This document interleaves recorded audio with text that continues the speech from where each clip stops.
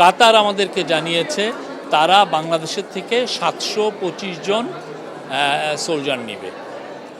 এটা পার্মানেন্টলি প্রতি 3 বছর পর পর এই যে এরা একটা ব্যাচ আসবে 3 বছর, তারপরে আবার এবং আমরা চাচ্ছি যে এই নাম্বারটা যাতে আরও বেড়ে 1600 বা আরও বেশি করা যায়। আগে ডিগনিটারিদের সাথে প্রফেসর ইউনূসের একটা এই যে মিটিংয়ের সাইড লাইনে একটা মিটিং হয়েছে, যেটা এই সামিটের সাইড লাইনে।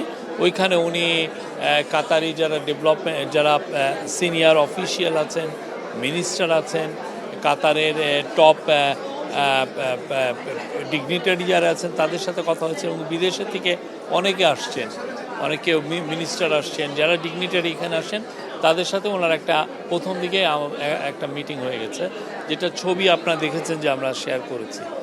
তারপরে 9টার পরে যেটা হয়েছে যে সামিটটা শুরু হয়েছে। সামিটে খুব ওপেনিং সেশনেই প্রফেসর ইউনূসের একটা বড় বক্তৃতা ছিল। উনি 20 মিনিট 3জন ওপেনিং সেশনে মূলত বক্তব্য করেছেন 4 জন। কাতারের একজন মিনিস্টার, কাতারের যে আমিরের বোন শাইখা হিন্দ বিনত হামাদ আল থানি, উনি খুব ইনফ্লুয়েন্সিয়াল। উনি কথা বলেছেন। উনি কাতার ফাউন্ডেশনের প্রধান।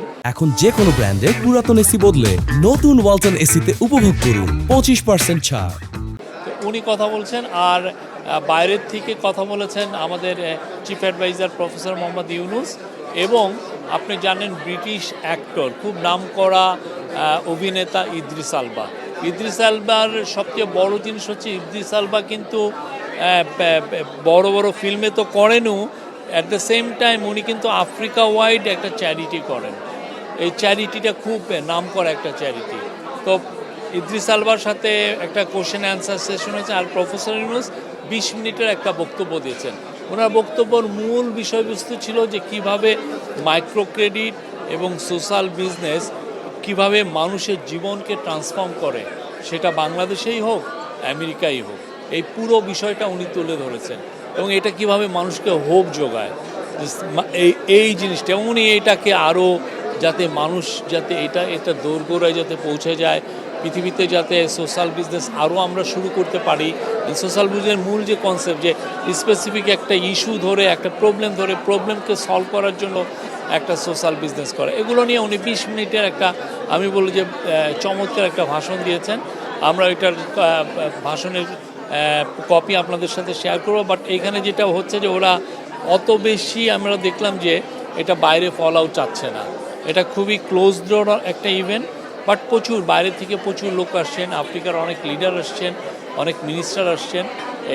আর এখন উনি জাস্ট ওপেনিং সেরিমনি শেষে উনি এখন ওনার সাথে উনি কল অন করছেন হচ্ছে কাতারের যে কুইন, হ্যাঁ, কুইনের কাতারের যে কিং শেখ তামিম আল হামাদ আল থানি, তার মা শেখ মৌজা, আপনি জানেন শাইখা মৌজার সাথে, এবং শাইখা মৌজার মেয়ে শাইখা হিন্দ, যিনি এইটা আর্টনা সামিটের মূল উদ্যোক্তা, ইনাদের সাথে একটা মিটিং হচ্ছে। এই মিটিংটার বাংলাদেশ এবং কাতারের মধ্যে সম্পর্ক আরও সুদৃঢ় করার জন্য এই মিটিংটা খুবই বড় একটা ভূমিকা পালন করবে।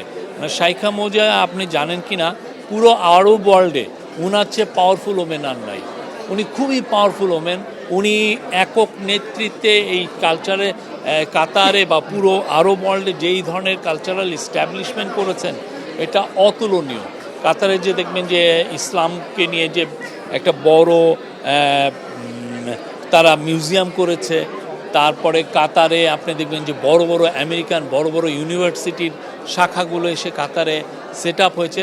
এটার মূল উদ্যোক্তাদের মধ্যে হচ্ছেন শাইখা মৌজা। খুবই এনলাইটেন একজন মানুষ। পুরো আরব ওয়ার্ল্ড তাকে রিভিয়ার করে, খুব তাকে সম্মান করেন। তো আজকের এই মিটিংটা আমরা মনে করছি যে কাতার আর বাংলাদেশের মধ্যে যে দ্বিপাক্ষিক যে ইস্যুগুলো আছে, যেগুলো নিয়ে আমরা বলছি, সেটা নিয়ে আমরা অনেক আরও এটা উত্তরোত্তর আরও সামনের দিকে আরও আমাদের বৃদ্ধি পাবে, এবং এটা আমি মনে করব যে আমাদের সুদৃঢ় হবে আমাদের ইয়েটা। এই মিটিংটা খুব ইম্পর্টেন্ট ছিল। আরেকটা সুখবর আপনাদেরকে দেই, সেটা হচ্ছে যে আপনারা জানেন বাংলাদেশের সোলজাররা কুয়েতে কিন্তু অনেক বছর ধরে তারা এসে ডিউটি করছেন। সেই গালফ ওয়ারের সময় থেকে। কাতার আমাদেরকে জানিয়েছে তারা বাংলাদেশের থেকে 725 জন সোলজার নেবে। এটা পার্মানেন্টলি প্রতি 3 বছর পর পর এই যে এরা একটা ব্যাচ আসবে 3 বছর, তারপরে আবার এবং আমরা চাচ্ছি যে এই নাম্বারটা যাতে আরও বেড়ে 1600 বা আরও বেশি করা যায়। এবং এটা আমাদেরকে জানিয়েছে আমাদের যে মিলিটারি সেক্রেটারি উনি বললেন, মিলিটারি সেক্রেটারি SSF-এর যিনি প্রধান এখানে, এনারা দুইজন আমাকে সকালে জানলেন। এটা আমাদের জন্য খুবই, কেননা এইখানে যে স্যালারিটা একজন সোলজারের স্টার্টিং স্যালারি 2.5-3 লাখের মতো। এটা 2 মাসের মধ্যে আমরা পাঠাতে পারবো আমরা আশা করছি। এবং সামনে আমরা আরও তো অনেকগুলো ইস্যু আছে। কাতারে আমরা আরও বেশি শ্রমিক পাঠাতে চাই। কাতারের সাথে আমাদের আজকে আরেকটা বড় মিটিং হচ্ছে, কাতারের এনার্জি মিনিস্টারের সাথে আমাদের একটা বড় মিটিং হবে। সেখানে চিফ অ্যাডভাইজার নেতৃত্ব দেবেন। সেখানে আমাদের যে energy adviser doctor Fouzul Kabir Khan উনি থাকবেন, আমাদের এনার্জি সেক্রেটারি আছেন। কাতার হচ্ছে পৃথিবীতে LNGর জন্য নাম্বার 1 কান্ট্রি। তো কাতারের থেকে আমরা যাতে LNGতে, কাতারের সাথে আমাদের অলরেডি একটা এগ্রিমেন্ট আছে, এটা লং টার্ম এগ্রিমেন্ট, কিন্তু আমরা চাচ্ছি আরও অনেক বেশি LNG আনতে। কেন আমরা আনতে চাচ্ছি? বিকজ প্রচুর বিদেশি ইনভেস্টর আমাদেরকে জানাচ্ছে যে তারা বাংলাদেশে ইনভেস্ট করতে চায়। এবং আপনি এনার্জি মিনিস্টার অ্যাডভাইজার আমাকে নিজে বলেছেন যে 600 দেশি কোম্পানি, 600 যারা বাংলাদেশে অলরেডি আছে দেশি এবং মাল্টিনেশনাল, তারাই অলরেডি নতুন গ্যাস পাওয়ার লাইন ধরেছে। তো আমাদেরকে তো এদেরকে গ্যাসটাকে সরবরাহ করতে পারবে। আর আমাদের নিজস্ব যেটা গ্যাস সেটা তো ডিপ্লিটিং, এটা কমে যাচ্ছে, যেটা আমরা ইয়ের থেকে পেতাম আমাদের অনশোর বা অফশোরের এক্সপ্লোরেশন করে। তো আমরা চাচ্ছি যে কাতারের সাথে আমাদের সম্পর্কটা আরও সুদৃঢ় হলে আমরা যদি LNG আরও বেটার প্রাইসে পাই, হোয়াই নট। আমরা এই বিষয়ে কাতারের সাথে আমাদের খুব ভালো হবে। কাতারের কাছে আপনি জানেন পতিত স্বৈরাচার প্রচুর টাকা রেখে গেছিলেন, কয়েকশো মিলিয়ন ডলার কাতারের দেনা তারা দেননি। এবং এতে যেটা হচ্ছে যে কাতারের সাথে এক ধরনের দূরত্ব তৈরি হওয়ার সম্ভাবনা দেখা গিয়েছিল। আমাদের গভর্নমেন্ট এসে পুরো টাকাটা দেওয়ার আমরা মুভ নিয়েছি। এখন বোধহয় 37 মিলিয়ন ডলার আছে। কালকে বা এই সপ্তাহের মধ্যে পুরো টাকাটা পে অফ করা হবে।